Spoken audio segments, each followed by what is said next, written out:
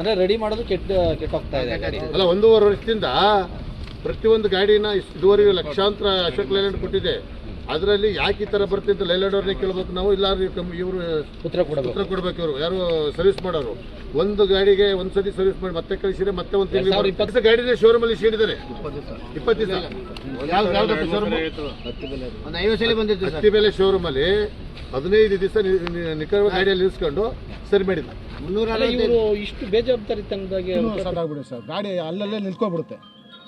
ಯಾವಾಗ ನಿಂತ್ಕೊಳ್ಳುತ್ತಂತ ಗೊತ್ತಾಗ್ತಲ್ಲ ಗಾಡಿ ತಗೊಂಡಿಂದ. ಮತ್ತೆ ಬಂದು ಇವರು ರೆಸ್ಪಾನ್ಸ್ ಕೊಡ್ತಾ ಇಲ್ಲ. ಎಲ್ಲಿ ಬೇಕಾದ್ರೆ ಅಲ್ಲೆಲ್ಲ ನಿಂತ್ಕೊಬಿಡುತ್ತೆ. ಇವೆಲ್ಲೆಲ್ಲಿ ಸಪ್ಲೈ ಕೊಡ್ತಾ ಇದ್ದೀವಿ ಸರ್ ಇಲ್ಲಿಂದ ತುಮಕೂರು, ತಮಿಳ್ನಾಡೆಲ್ಲ ಹೋಗುತ್ತೆ. ಆಂಧ್ರ, ತಮಿಳ್ನಾಡು, ಕರ್ನಾಟಕ ಅಂದರೆ ಹೋಗುತ್ತೆ ಸರ್. ಇದರಿಂದ ಭಾಳ ಅವ್ರಿಗೂ ರೆಸ್ಪಾನ್ಸೇ ಕೊಡ್ತಾ ಇಲ್ಲ ಸರ್. ಗಾಡಿ ಏನು ಹೇಳ್ತಾರೆ ಇವರು ಎಲ್ಲ ರೆಡಿ ಮಾಡಿಕೊಟ್ಟವ್ರು? ಏನು ಹೇಳ್ತಾರೆ ಇವರು? ಅವ್ರು ನಾವು ರೆಡಿ ಮಾಡಿ ಕೊಟ್ಟಿದ್ದೀನಿ ಅಂತಾರೆ, ಮತ್ತೆ ನಾಳೆಲ್ಲ ನಿಂತ್ಕೊಳ್ಳುತ್ತೆ. ಗಾಡಿ ಕೊಟ್ಟಿದ್ದೀನಿ ಅಂತಾರೆ, ಮತ್ತೆ ನಿಂತ್ಕೊಳ್ಳುತ್ತೆ. ಇದೇ ಕಥೆ ಆಗಿಬಿಟ್ಟಿದೆ ಸರ್. ಆ ಡ್ರೈವರ್ಗೂ ಪಾಪ BPA ಬಂದ್ಬಿಟ್ಟಿದೆ. ನಾನು ಬಿದ್ದೋಗ್ಬಿಟ್ಟಿದ್ದೆ. ನೋಡಿ ಸಾಕಾಗ್ಬಿಟ್ಟಿದೆ ಸರ್. ನೋಡಿ ಸರ್, ಏನಾಗಬೇಕು ನಿಮಗೆ? ನಮಗೂ ಗಾಡಿ ತೊಗೊಂಡು ಬೇರೆ ಗಾಡಿ ರೀಪ್ಲೇಸ್ಮೆಂಟ್ ಕೊಡಬೇಕು ಸರ್, ಅಷ್ಟೇ. ರಮೇಶ್ ಅಂತ ಸರ್. ಅವ್ರಿಗೆ ಗೇಟಲ್ಲಿ ಗಾಡಿ ಇತ್ತು. ನಾನು ಅವ್ರಿಗೆ ಅಶ್ಯೂರೆನ್ಸ್ ಕೊಟ್ಟಿದ್ದೀನಿ ಏನಂದರೆ, ಕಂಪನಿ ಯಾವಾಗಲೂ ಕಸ್ಟಮರ್ನ ಬಿಡಲ್ಲ. ಅದು ಏನು ತೊಂದರೆ ಆಗಿದೆ ಚೆಕ್ ಮಾಡಿ ಕಂಪನಿಗೆ ಮೇಲಾಧಿಕಾರಿಗಳಿಗೆ ತಿಳಿಸಿ ಕಾನೂನು ಪ್ರಕಾರ ಅದೇನು ಕಂಪನಿ ಪಾಲಿಸಿ ಪ್ರಕಾರ ಏನು ಕಸ್ಟಮರ್ಗೆ ನ್ಯಾಯ ಕೊಡಬೇಕೋ ಅದನ್ನು ಕಂಟಿನ್ಯೂಸ್ ಆಗಿ ನಾವು ಮಾಡಿಕೊಡ್ತೀವಿ ಸರ್. ಈಗ 60 ಬಾರಿ ಒಬ್ಬ ಇದನ್ನು ತಗೊಂಡಿರೋರು 60 ಬಾರಿ ಸರ್ವಿಸ್ ಬರ್ತಾರೆ ಅಂದರೆ ಗಾಡಿ ಏನೋ ಸಮಸ್ಯೆ ನೋಡಬೇಕು. ಅದರಲ್ಲಿ ಏನಿದೆ ಅಂತಂದರೆ ಆ ರಿಪೋರ್ಟು ಚೆಕ್ ಮಾಡೋದಕ್ಕಾಗಿದೆ. ಆ ಚೆಕ್ ಮಾಡಲಾರ್ದೆ ಏನು ಹೇಳೋಕ್ಕೆ ಬರಲ್ಲ. ಚೆಕ್ ಮಾಡ್ತೇನೆ ಅದು ರಿಪೋರ್ಟ್. ಯಾಕೆ ಬಂದೆ ಅದರಲ್ಲಿ ಏನಿರುತ್ತೆ, ಕೆಲವೊಂದು ಕಾರಣಗಳು, ಕೆಲವೊಂದು ಮ್ಯಾನುಫ್ಯಾಕ್ಚರಿಂಗ್ ಡಿಫೆಕ್ಟ್ ಇರೋದು, ಕೆಲವೊಂದು ಆಪ್ರೇಷನಲ್ ಪ್ರಾಬ್ಲಮ್ಸು ಇರುತ್ತೆ. ಆಪ್ರೇಷನಲ್ ಪ್ರಾಬ್ಲಮ್ಸಾ ಏನು ಅಂತ ಚೆಕ್ ಮಾಡಬೇಕು. ಅದನ್ನು ಚೆಕ್ ಮಾಡಿದ ಮೇಲೆ ಅದು ಗೊತ್ತಾಗುತ್ತೆ. ಅದಕ್ಕೆ ಅವರಿಗೆ ಟೈಮ್ ಕೇಳಿದ್ದೀನಿ, ಕಾಲಾವಕಾಶ ಕೇಳಿದ್ದೀನಿ. ಅದು ಕೇಳಿದ ಮೇಲೆ 60 ಬಾರಿ ನಿಲ್ಸೋದಲ್ಲ ಸರ್. ಏನಾಗುತ್ತೆ, ಒಂದು ವಿಷಯ ಹೇಳ್ತೀನಿ ಕೇಳಿ. ಏನಾಗುತ್ತೆ ಅಂತಂದರೆ, ಗಾಡಿ ಬಂದಾಗ ಒಂದು ಪ್ರಾಬ್ಲಮ್ ಬರುತ್ತೆ, ಆ ಪ್ರಾಬ್ಲಮ್ ಮಾಡಿಕೊಡ್ತಾರೆ. ಅದು ಹೋದ್ಮೇಲೆ ಮತ್ತೆ ಇನ್ನೊಂದು ಪ್ರಾಬ್ಲಮ್ ಬರ್ತಾ ಇರುತ್ತೆ. ಅದೇನಿರುತ್ತೆ, ಕೆಲವೊಂದು ಡ್ರೈವರ್ಗೆ ಅದರಲ್ಲಿ ಅವಗಾಹನೆ ಇರಲ್ಲ. ಕೆಲವು ಸಣ್ಣ ಇಶ್ಯೂ ಇರುತ್ತೆ, ಅದು ಅಲ್ಲಿಂದಲ್ಲೇ ಕ್ಲಿಯರ್ ಆಗುತ್ತೆ. ಅದು ಅವ್ರಿಗೆ ಅವಗಾಹನೆ ಇದೆಯಲ್ಲ ಅದನ್ನೆಲ್ಲ ಚೆಕ್ ಮಾಡಬೇಕು. ಚೆಕ್ ಮಾಡಿ ಏನಾಗುತ್ತೆ, ಚೆಕ್ ಮಾಡಿದ್ಮೇಲೆ ಏನಿದೆಯಲ್ಲ ಅದು 60 ಬಾರಿ ಅಂತ ನೀವು ಪ್ರತಿ ಸಾರಿ ಹೇಳ್ತಾ ಇದ್ದೀರಾ, ಅದನ್ನು ಚೆಕ್ ಮಾಡಬೇಕಾಗಿದೆ. ಏನೇನಾಗಿದೆ ರಿಪೋರ್ಟ್ ಎಲ್ಲ ತೆಗೆದು ಅದು ಕರೆಕ್ಟಾ. ಯಾಕಂದರೆ ಇನ್ನೊಂದು ಏನಾಗುತ್ತೆ ಅಂದರೆ, ಅದು AdBlue ಸಲುವಾಗಿ ಬಂದಿರುತ್ತೆ, ಅವಾಗೂ ಓಪನ್ ಮಾಡಿರ್ತಾರೆ, ಅದು ಹಿಸ್ಟ್ರಿಯಲ್ಲಿ ಬರುತ್ತೆ, ಅದ್ರ ಸಲುವಾಗಿ ಇರಲ್ಲ. ಅದಕ್ಕೆ ಚೆಕ್ ಮಾಡಿ ಅವ್ರಿಗೇನು ಕಾನೂನು ಪ್ರಕಾರ ಕಂಪನಿ ಪಾಲಿಸಿ ಪ್ರಕಾರ ಕಸ್ಟಮರ್ಗೆ ಏನು ನ್ಯಾಯ ಸಿಗಬೇಕು ಅದು ಗ್ಯಾರಂಟಿ ಸಿಗುತ್ತೆ. ಎಷ್ಟು ವರ್ಷ ಸರ್? 1 ವರ್ಷ? ಇಲ್ಲ, ಅದನ್ನು ಕೇಳ್ತೀನಿ. ಈಗ ಏನಾಗಿದೆ ಅವ್ರು ಯಾರು ಹೇಳಿದ್ದಾರೆ, ಆ್ಯಕ್ಚುಲಿ ವರ್ಕ್ಶಾಪ್ನಲ್ಲಿ ಬಂದಿದೆ, ಅದು ನನ್ನ ಗಮನಕ್ಕೆ ಬಂದಿದೆ. ನಿನ್ನೆ ನಾವು ಮಾತಾಡಿದ್ದೀವಿ, ಇವತ್ತು ಕೂಡ ನಾನು ಅದಕ್ಕೆ ಇಲ್ಲಿ ಬಂದಿದ್ದೀನಿ. ಅವರು ಮಾಡಿಕೊಡ್ತಾರೆ. ನಾವು ಮಾಡಿಕೊಟ್ಟು ಕಂಪನಿ ಮೇಲಾಧಿಕಾರಿಗಳು ತಿಳಿಸಿ ಕಸ್ಟಮರ್ಗೆ ಏನು ನ್ಯಾಯ ಒದಗಿಸಬೇಕು ಕಾನೂನು ಪ್ರಕಾರ ಅದನ್ನು ನಾವು ಮಾಡ್ತೀವಿ. ಎಷ್ಟು ದಿನ ಬೇಕು ಸರ್? ಅದರಲ್ಲಿ ಈಗ ರಿಪೋರ್ಟ್ ಕಳಿಸ್ತೀನಿ. 2 ದಿವಸದಲ್ಲಿ ಅವ್ರು ರಿಪೋರ್ಟ್ ಕಳಿಸಿ ಕಂಪನಿಗೆ ಮೇಲಾಧಿಕಾರಿಗಳಿಗೆ ತಿಳಿಸಿ ಎಷ್ಟು ಬೇಗ ಆಗುತ್ತೋ ಅಷ್ಟು ಬೇಗ ಅವರಿಗೆ ಒಂದು 60 ಬಾರಿ ಇದಾದ ಸಂದರ್ಭದಲ್ಲಿ ನೀವು ಹೊಸ ಗಾಡಿನ ಕೊಡ್ತಿರೋ ಅಥವಾ ಅದು ಕಂಪನಿ ಪಾಲಿಸಿ ಪ್ರಕಾರ ಕಂಪನಿ ಡಿಸೈಡ್ ಮಾಡುತ್ತೆ. ಅದನ್ನು ಪಾಲಿಸಿ ರಿಪೋರ್ಟ್ ಕಳಿಸಿದ ಮೇಲೆ ಅವರು ಡಿಸೈಡ್ ಮಾಡ್ತಾರೆ ಏನಿದೆ ಅಂತ, ಏನು ಮಾಡಬೇಕು ಅಂತಕೊಂಡು ಅದನ್ನು ಮಾಡಿಕೊಡ್ತಾರೆ. 1 ವಾರದಲ್ಲಿ ಆಗುತ್ತೆ. ಅದನ್ನು ರಿಪೋರ್ಟ್ ಕಳಿಸ್ರಿ.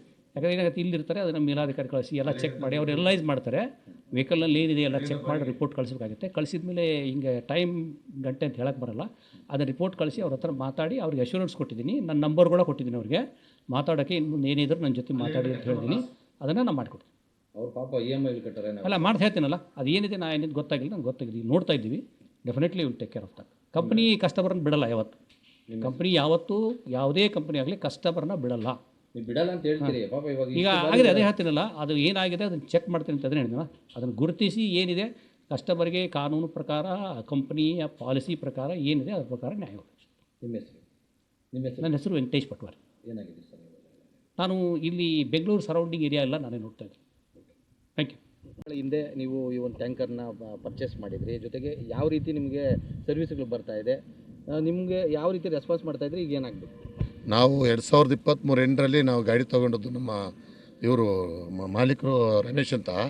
ನಾವು 2000 ಇವರು ನಮ್ಮ ಗಮನಕ್ಕೆ, ನಾನು ಯೂನಿಯನ್ ಪ್ರೆಸಿಡೆಂಟ್ ರಂಗೇಗೌಡ ಅಂತ ಅಧ್ಯಕ್ಷ, ನಾವು ನಮ್ಮ ಗಮನಕ್ಕೆ ತಂದದ್ದು 6 ತಿಂಗಳು ಈಚೆ ತಂದಿದ್ದಾರೆ. 2023ರಿಂದ 20 ಬಾರಿನ ಗಾಡಿನ ಒಳಗಡೆ ತೊಗೊಂಡು ರೆಡಿ ಮಾಡ್ತೀವಿ ಅಂತ ಹೇಳ್ಬಿಟ್ಟು 1.5 ವರ್ಷ ತುಂಬಿಟ್ಟಿದ್ದಾರೆ ಇವರು. 1 ವರ್ಷ ತುಂಬಿದ ನಂತರನೂ ಮೊನ್ನೆ ಕ್ರಿಟಿಕಲಾಗಿ ನಿನ್ನೆಯಿಂದಲೂ ಗಾಡಿ ನಿಂತ್ಕೊಂಡು ಹೋರಾಟ ಮಾಡ್ತಾಯಿದ್ದೀವಿ. ಮೇಲಧಿಕಾರಿ ಆಗಲಿ, ಲೈಲ್ಯಾಂಡ್ ಅವರಾಗಲಿ, ಮತ್ತು ಇಲ್ಲಿ ಸ್ವಲ್ಪ AML ಕಂಪ್ನಿಯವರಾಗಲಿ ಯಾರಾಗಲಿ ಬಂದಿಲ್ಲಿ ಗಮನ ಕೊಡ್ತಾ ಇಲ್ಲ. ಇಲ್ಲಿ ನಮ್ಮ ಹೋರಾಟ ಏನಪ್ಪ ಅಂದರೆ ಸಿಂಗಲ್ ಗಾಡಿ ಓನರ್ಗಳು ಇಷ್ಟೊಂದು ಅಟ್ಯಾಚ್ ಮಾಡಿ ಫೈನಾನ್ಸ್ ಕಟ್ಟೋಕ್ಕಾಗದಲ್ಲಯ್ಯ. ಒಂದು ವರ್ಷಕ್ಕೆ 1 ಲಕ್ಷ ಕಿಲೋಮೀಟ್ರ್ ಓಡೋದಕ್ಕೆ ಇದು 70,000 ಒಂದೂವರೆ ವರ್ಷಕ್ಕೆ 70,000 ಕಿಲೋಮೀಟ್ರ್ ಓಡಿದೆ. ಆದ್ದರಿಂದ ಉದ್ಧಾರಕ್ಕೂ ಆಗಿಲ್ಲ. ಅವರು ಫ್ಯಾಮಿಲಿ ಪ್ರಾಬ್ಲಮ್ ಜಾಸ್ತಿ ಇರುತ್ತೆ, ಹತ್ತಾರು ಗಾಡಿ ಇಟ್ಕೊಂಡಿರಕ್ಕಲ್ಲ. ಇವ್ರು ಬೇಜವಾಬ್ದಾರಿಯಿಂದಾಗಿ ತುಂಬ ಸಮಸ್ಯೆ. ಈ ಹೋರಾಟ ಏನಪ್ಪ ಅಂದರೆ ನಿಮಗೆ ಈ ಗಾಡಿ ನಮಗೆ ವಾಪಸ್ ತೊಗೊಂಡು ಈ ಗಾಡಿ ನಮಗೆ ಏನು ತೊಗೊಬಿಟ್ಟು ಬೇರೆ ಗಾಡಿ ಹೊಸ ಗಾಡಿನ ಅಲ್ಲಿ ಕೊಡಬೇಕು ಅಂತ ನಮ್ಮ ಇಡೀ ಮಾಧ್ಯಮ ಮುಖಾಂತರ ನಾವು ಲೈಲ್ಯಾಂಡರಿಗೆ ಮನವಿ ಮಾಡ್ತಾಯಿದ್ದೀವಿ. ಇದು ಮಾಡಲಿಲ್ಲ ಅಂದರೆ ಇಲ್ಲಿಗೆ ನಿಲ್ಲಕ್ಕಲ್ಲ, ರಾಜ್ಯಾದ್ಯಂತ ನಮ್ಮ ಷಣ್ಮಗೌರ ಅಧ್ಯಕ್ಷರನ್ನು ಕರ್ಕೊಂಡು ರಾಜ್ಯಾದ್ಯಂತ ಹೋರಾಟವನ್ನು ಲೈಲ್ಯಾಂಡರ್ ಮೇಲೆ ಮಾಡ್ತೀವಿ ಅಂತ ನಾನು ಹೇಳೋಕ್ಕೆ ಇಷ್ಟಪಡ್ತೀನಿ. ಸರ್, ಈಗ ಈ ರೀತಿ ಪ್ರಾಬ್ಲಮ್ಸು ಹಿಂದೆ ಏನಾದರೂ ಬಂದಿತ್ತಾ ಇದೇ ಗಾಡಿಯಲ್ಲಿ? ನಾನು ಸುಮಾರು 25-30 ವರ್ಷ ಸರ್ವಿಸಲ್ಲಿ ಈ ಥರ ಕ್ರಿಟಿಕಲ್ ಆಗಿರೋದು ಇದೇ ಮೊದಲ ಬಾರಿ ಸರ್. ಯಾವತ್ತೂ ಪ್ರಾಬ್ಲಮ್ ಬಂದಿಲ್ಲ. ಆದರೆ ನನಗೇನಿಲ್ಲ, ಲೈಲ್ಯಾಂಡ್ ಕಂಪ್ನಿಯವರಾಗಲಿ ಮತ್ತು ಈ ಕಂಪ್ನಿಯವರಾಗಲಿ ಸರ್ವಿಸ್ ಕೊಡೋರಾಗಲಿ ಬೇಜವಾಬ್ದಾರಿಯಿಂದ ವರ್ಕ್ ಮಾಡ್ತಾರೆ. ರೆಸ್ಪಾನ್ಸ್ ಮಾಡೋದೇ ಇಲ್ಲ, ತುಂಬ ತೊಂದರೆ ಕೊಡ್ತಾರೆ. ಎಷ್ಟು ಲಕ್ಷ ಸರ್ ಇದಕ್ಕೆ ಟೋಟಲ್ 30 ಲಕ್ಷ ರೂಪಾಯಿ ಟ್ಯಾಂಕರ್ ಸೇರಿ 23 ಲಕ್ಷ ರೂಪಾಯಿಗೆ 35 ಲಕ್ಷ ಒಟ್ಟು ಟ್ಯಾಂಕರ್ ಸೇರಿ. ಈಗ ಚಾರ್ಜಿ ಲೈಲ್ಯಾಂಡರ್ ಚಾರ್ಜಿ ಬಂದು 23 ಲಕ್ಷ ರೂಪಾಯಿ. ಅಲ್ಲ, ಇವರು ಇಷ್ಟು ಬೇಜವಾಬ್ದಾರಿತನ ಆದರೆ ನೀವು ಏನಾದರೂ ಹಿಂದೆಯಿಂದನೂ ಕೂಡ ಇದು ಮನವಿ ಮಾಡಿದ್ರೆ? ಸಖತ್ ಇಲ್ಲಿದೆ ನೋಡಿ, ಡಾಕ್ಯುಮೆಂಟ್ ಇದೆ ನೋಡಿ. ಮನವಿ ಒಂದೇ ಅಲ್ಲ, ಮೇಲೆ ಮಾಡಿರೋದೆಲ್ಲ ಇದೆ ಎಲ್ಲ ಇದೆ.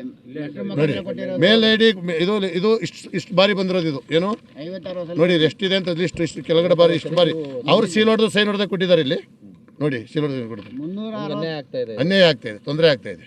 ಲೈಲ್ಯಾಂಡ್ ಅವರು ಇದಕ್ಕೆ ಸರಿಯಾಗಿ ಸ್ಪಂದಿಸ್ತಾ ಇಲ್ಲ. ಇದಕ್ಕೆ ದಯವಿಟ್ಟು